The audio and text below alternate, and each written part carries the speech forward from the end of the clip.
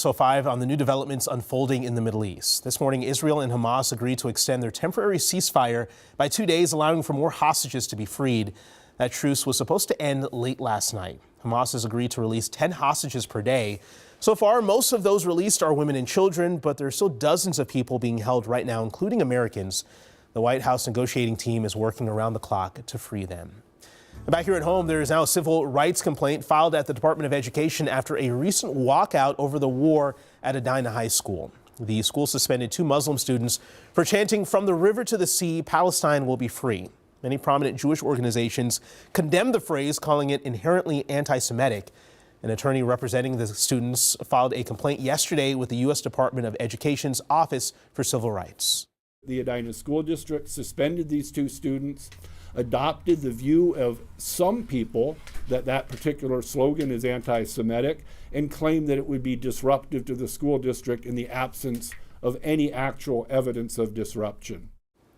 Edina schools can't comment on specific students or discipline, but said in a statement, quote, "The district has strong policies prohibiting any type of discrimination against students based on their religion or any other basis protected under the Minnesota Human Rights Act." Turning now to an update on a shooting in Vermont that injured 3 college students of Palestinian descent. In the last 24 hours, a man charged in the crime pleaded not guilty. Prosecutors say the suspect, James Eaton, shot the 3 men while they were out for a walk. Police say they linked a gun in his apartment to casings found at the scene. All 3 men right now are still in the hospital. The FBI is investigating if the crime was motivated by hate.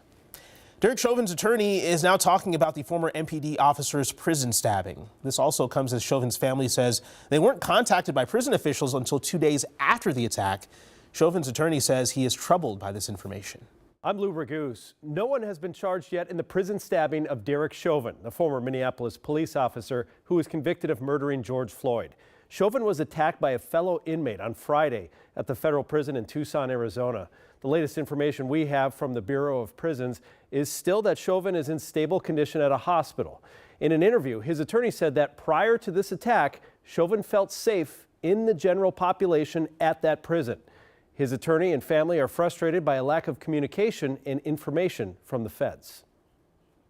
6:08, and for the first time in Minnesota history, a person of color is leading the state's highest court. Chief Justice Natalie Hudson was sworn in 24 hours ago, taking a formal oath of office during a packed ceremony at the History Center.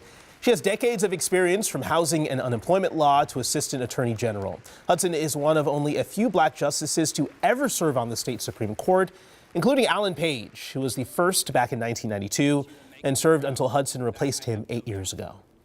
My friends, representation matters.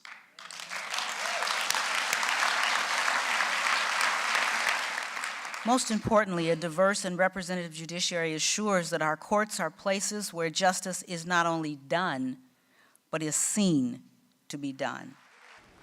Now, Hudson's time will be limited at 66 years old. Minnesota law makes it mandatory that judges retire at 70.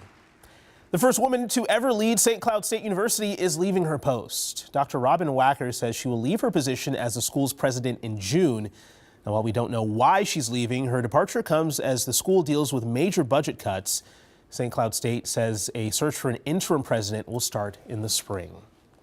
In about 3 hours, the State Emblems Redesign Commission will meet again to discuss the final designs for the next Minnesota state flag and seal. And this morning, they want to hear what you think of their selections. The commission narrowed down the thousands of submissions to 6 flag and 5 seal designs, which will likely be modified over time. If you want to weigh in with your opinions, head on over to the State Emblems Redesign website.